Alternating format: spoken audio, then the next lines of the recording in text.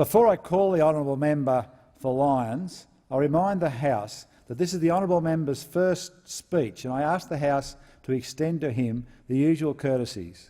The question is that the address be agreed to. I call the member for Lyons. Thank you, Mr Deputy Speaker. I acknowledge the Ngunnawal and Ngambri people, the traditional owners of the land on which we meet, and pay my respect to elders past and present. I also acknowledge the traditional owners of the lands that comprise my electorate of Lyons and pay my respects to Tasmania's elders past and present.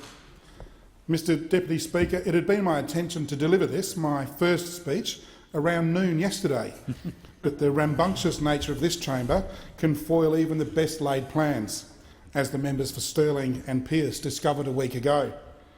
I thank the people of Lyons for extending to me the great privilege of representing them in this national parliament.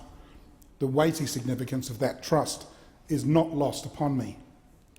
I take this opportunity to thank Eric Hutchinson, the former member for Lyons, for his service to the electorate, the parliament and the nation. We are on different sides of the political fence, but our contest was a civil one. Eric and his family have my very best wishes. One of my first tasks will be ensuring the government keeps the election promises it made to my electorate. But I am also prosecuting the case for Labor's agenda in Tasmania, one that is centred on delivering economic growth with fairness. Tasmanians turned overwhelmingly to Labor in July, Mr Speaker, returning 4 members in that state, so it is entirely appropriate the government give more serious consideration to implementing Labor's plan for our state, the plan that Tasmanians voted for. Indeed, a commitment from the Prime Minister to implement Labor's plan would provide for him something more elusive than a Tasmanian tiger, an achievement.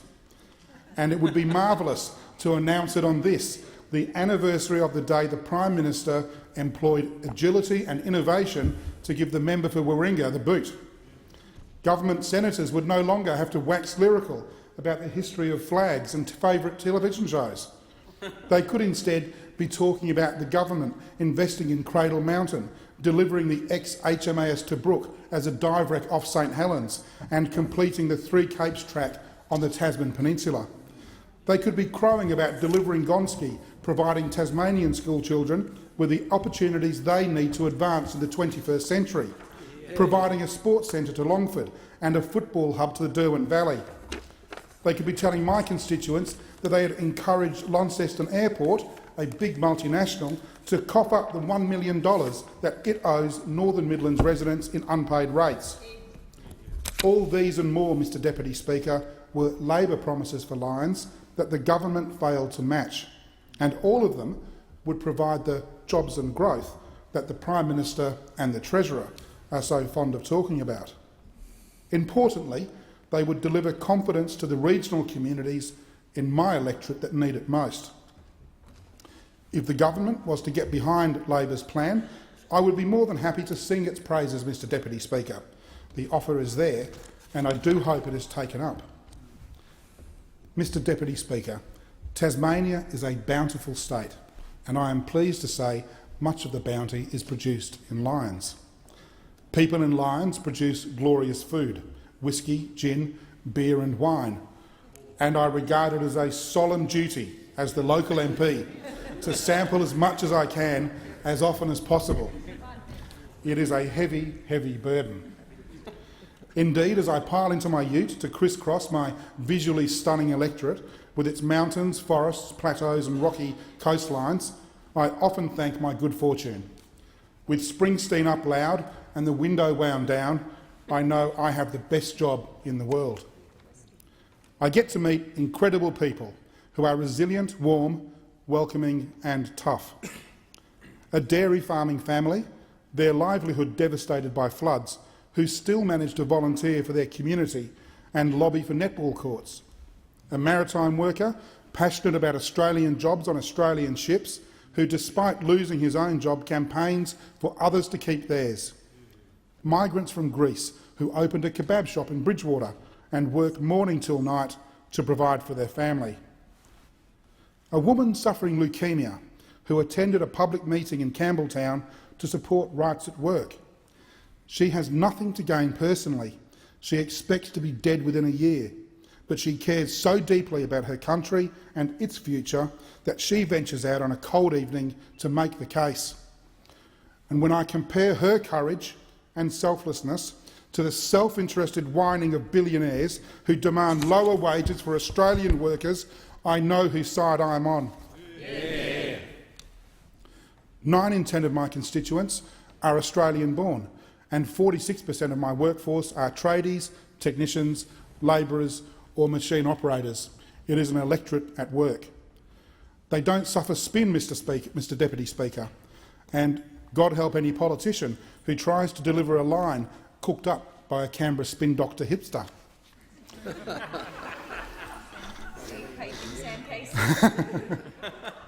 I am in awe, always, of the volunteers throughout my electorate, whether ambos or fireys, quilt stitchers or cooks and kitchen hands.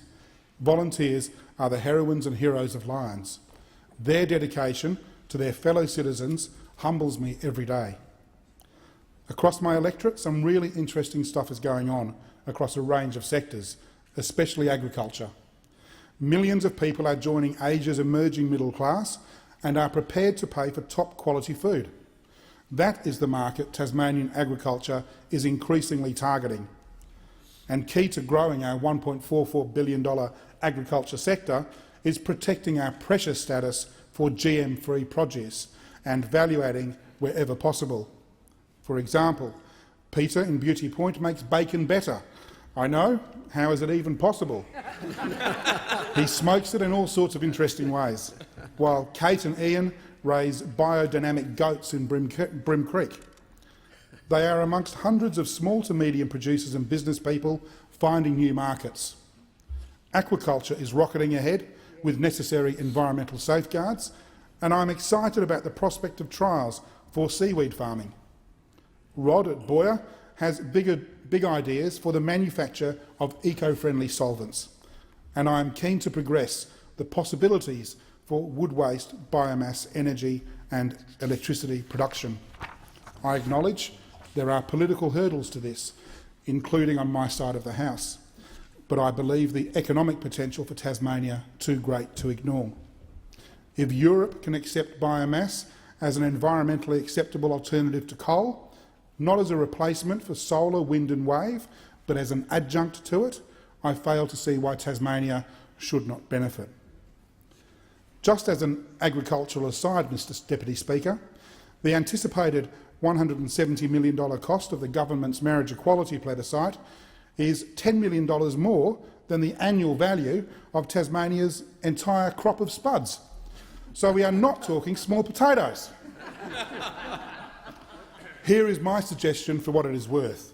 Let's have a free vote in this parliament where all the arguments for and against can be freely discussed. And then let's give every member in this place $1 million, which they can distribute throughout their electorate to community and sporting groups, volunteers and others. $1 million per electorate could do a lot of good, Mr Deputy Speaker. Yeah. And there would still be $20 million left over. Just a suggestion. It seems a much better way to spend public money. Mr Deputy Speaker, I am so passionate about the potential for growing new industry in my state and electorate because behind Tasmania's beauty there are challenges to be faced and overcome. Tasmanians are left behind when it comes to health, education, jobs, social mobility and income. Regional towns and outer suburbs lag behind on most indicators of economic and social well-being. Youth unemployment remains stubbornly high, 20% in some areas, and I cannot help but feel that is aligned to historically poor educational outcomes. Fewer than half my constituents complete Year 12, let alone higher education. Doing Year 11 and 12 can be challenging in regional Tasmania, with students generally expected to travel long distances to specialist colleges. Public transport is absolutely woeful, Mr Deputy Speaker, and I am convinced the two are aligned. If we want better education outcomes, we must offer better ways to access education. I wish the Tasmanian State Government every success with its bid to roll out Year 11 and 12 courses to more local high schools, but I fear without proper resourcing and without more intensive efforts to encourage young people to stay on, it will not succeed. In July 2014, I had the honour of being pre-selected as the first Australian Labor Party candidate for the 2016 election. Nearly every weekend for 2 years, I door-knocked and I attended fairs and agricultural shows. Not a bad way to spend a weekend. In the last 8 weeks of the campaign, I door-knocked just about every day. I talked to a lot of people, but more importantly, I listened. One of the first things I committed to was opposing the presence of freezer factory trawlers operating in Australia's small pelagic fishery. I continue to oppose the presence of these voracious vessels, a view I know is shared across the aisle with some government members, and I do look forward to working with my Tasmanian colleagues to progressing this further during this parliament. It will come as no surprise to anyone here that the key concern expressed on the doors was about the future of healthcare in Australia, the rising costs, the lack of access, the long waiting lists in emergency and for surgery. For the record, I want Medicare expanded to include dental coverage for all Australians, more focus on mental and preventative health, and a full rollout of medicinal cannabis treatment. I am not amongst those who regard public health care as an unaffordable cost burden, as something to be sliced and diced whenever possible. It is an essential element of Australian society. Improving health improves lives. We are a wealthy country, and the least we owe our citizens is good health. Our fellow citizens are crying out for evidence of strong, principled and authentic political leadership, and we all here in this chamber have a duty to provide it. And when I look at the calibre of the membership of this 45th Parliament, I am confident we are up to the challenge. We have members who have done duty in war zones, who've met with world leaders and overcome adversity through gender or culture or religion that I cannot even begin to fathom.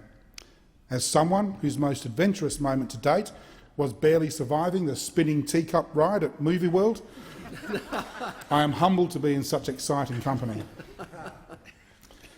I decided to run for Parliament for many reasons, but if I had to give just one, it is because I don't want Australia to end up like America, where for 40 years trickle-down economics has made a wasteland of the once great American middle class. Wages flattened, jobs casualised and contracted out or sent overseas, working conditions stripped bare, the American dream smashed by ruthless corporations that pay little tax, low wages, but post big profits. The evidence is in, and it is overwhelming. Trickle-down is a dud. It does not build prosperity, it merely entrenches wealth amongst those who have it.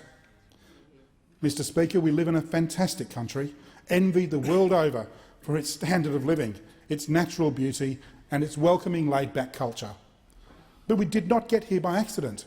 We got here by design, by former members of this Parliament taking deliberate action to create a fairer, more inclusive society. Past Parliaments, in economic times much tougher than ours, I might add, created a robust social security system and legislated for universal health and affordable education. They had the foresight to invest heavily in public infrastructure, giving us telecommunications, highways, rail, dams and ports, and they created a progressive taxation system and universal superannuation. They recognised women's suffrage, Indigenous rights and embraced multiculturalism and the rights of LGBTIQ Australians. Each of these elements was hard-won in the face of substantial, sometimes vitriolic opposition. But woven together, they now form the egalitarian tapestry that defines our national identity and which has been central to 25 years of uninterrupted economic growth in this country. It is inexplicable to me why some are so intent on unpicking the threads of this tapestry. They appear to have cast their gaze to America and like what they see. Higher costs for health and education with worse outcomes, the freezing of superannuation increments, cutting social security to pay for high-income tax cuts, demolishing unions because they're too effective at winning higher pay and better conditions, make life harder, more miserable, more desperate. It is economic and social madness and morally indefensible. Mr Deputy Speaker, I arrived in this parliament at 6:40 this morning and the cleaners were preparing to go home. I looked at those women, and they are mostly women, and I thought any of them could have been my own mother, who cleaned schools and hospitals throughout my childhood. Part of the great mission we have in Labor is to ensure these women, all women, are paid fairly for their work and have the opportunity to advance through life, and that means childcare, education and access to services, and that their sons and daughters are able to aspire to their dreams, constrained only by the limits of their own endeavour and ability. I hesitate to say that addressing income inequality is the moral challenge of our time. That space is crowded with climate change and budget repair, but it comes close. Indeed, last year the International Monetary Fund released a paper and repeated Barack Obama's statement of 2013 that income inequality is the defining challenge of our time. Nobel laureate Joseph Stiglitz has written extensively on the subject, as has Robert Reich, who was Bill Clinton's Labor Secretary. A message to the Treasurer after today's effort in question time. It is not enough to talk about economic growth for its own sake. We need to talk about the outcomes and objectives that growth must deliver. We live in a society, not an economy. We do not live to serve the economy. It exists to serve us. It is an important distinction. When pensioners in Bridgewater cannot afford their power bill, they do not feel prosperous. When a family in Deloraine, scraping by a new start, must choose between rent and food, they are not excited by news of record corporate profits. And a man in Midway Point, already waiting months for bowel cancer treatment, who is told there will be more delays, wonders why $48 billion in corporate tax cuts is deemed more important than funding the surgery that can save his life. What relevance does prosperity have if it is not shared? More and more, economists are abandoning trickle-down. They can see with their own eyes the promise of the theory does not match the lived experience. We need a new conversation about how Australia's economy can be utilised to shape better lives for all Australians. It is my great hope that this 45th Parliament becomes a champion for inclusive prosperity, achieving what Ben Chifley called the greater happiness for the mass of the people. I am delighted to have been seated next to the member for Lilly, who as Treasurer was instrumental in saving Australia from the global recession that devastated so many other countries, and who in the years since has been a leading voice for inclusive prosperity. I give him fair warning that he can look forward to a sore left ear in the months to come. Mr Deputy Speaker, I was born in England and grew up in Maddington, an outer suburb of Perth in WA. When we landed in Australia in 1975, our parents intended settling in Melbourne, but after some months at the migrant hostel in Maribyrnong, they decided the weather was too much like England, so we piled into a Falcon 500 and spent a week crossing the dusty Nullarbor to sunny Perth. Of course, if we had stayed in Melbourne, I might well have become the member for Maribyrnong. That does not bear thinking about. My political journey started, as it does for many, at the kitchen table, and was galvanised by an adolescence listening to the Jam, the Specials and the Smiths. My late mother was a Catholic Irishwoman and staunch union member. We would speak often throughout my childhood of the importance of unions, in between religiously watching Sale of the Century with Tony Barber. From a young age, I learned Labor stood for working people, while the Liberals, led by the then detested Malcolm Fraser, were for the rich. Middle age has long mellowed my rage towards the fiend who deposed Gough, but a lifetime of adult experience convinces me the principal contention remains sound. Yes. Childhood in Maddington was carefree, if humble by today's standards. We visited beautiful beaches on school holidays, endured bushwalks and flies in blazing summer heat with our bush-mad dad, rode bikes without helmets, and could disappear from our parents' view for hours, totally uncontactable. Looking back through adult eyes, I can see how hard my parents worked to provide that oasis for my brother and me. 2, sometimes 3 jobs at a time for Dad, cleaning for Mum, neither particularly well paid. They juggled bills, scrimped and saved for birthdays and Christmas, and neither ever owned a new car. Mum died 14 years ago, heart disease and a lifetime of smoking finally catching up with her. Don't smoke, kids. And Dad went just over 3 years ago in a car accident. They would both be proud as punch if they were here, and it would have been very nice to see them up in that gallery today. I enjoyed high school, but largely drifted my way through, earning a reputation for being argumentative with exasperated teachers. I spent a fair bit of time in the office of Deputy Principal Ted Parker for various infractions, and for my Year 12 reference he wrote, "Brian is a determined young man who will not be used as a doormat." I took it as praise at the time, but I think it was a warning. At 14, I scored a part-time job at Hungry Jack's, where I stayed for 7 years. I loved that job. My eldest daughter, Bronte, now 17, groans whenever I talk about it, complaining it is one of those dad stories I trot out too often. She will groan again that I mention it here, which of course is why I do. I fell in love twice at university, first with my journalism course and next with Tanya. I joined the University Labour Club, got elected to the Student Guild and made lifelong friends. Uni opened my eyes to possibilities I could not have dreamed of in Maddington. And that is the real value of higher education. It reveals the unknown. It tears away the veil of ignorance. It is, I think, critical to social mobility and must never again become the exclusive preserve of those with money.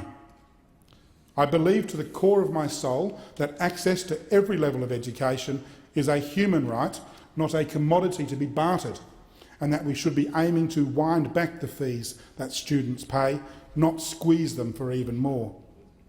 After uni, I was offered a cadetship with the Fremantle Herald, a start-up independent weekly newspaper. I went on to become editor for more than a decade. I cannot begin to describe the enormous influence that Andrew Smith, the paper's owner, has had on me. I was barely 22 when I started, and he has been part of my life now for 27 years. He confided to me once that he had employed me over the objections of the then editor, as he believed his fledgling paper needed someone with more arse than class. And he figured a working-class kid from Maddo might prove more resilient than a private school prima donna.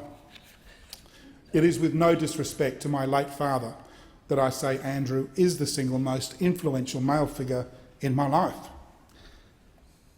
Nearly got through it. Unerringly ethical, deeply principled and exceedingly generous.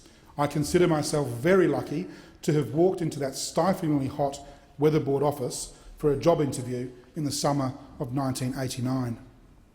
By late 2006, Tanya and I decided to up stumps from Freo and move to Tasmania.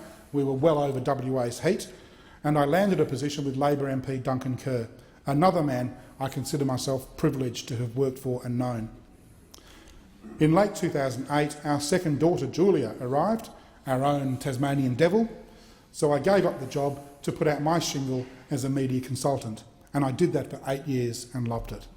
But when it came time to make a decision to grow the business or run for office, it was no contest.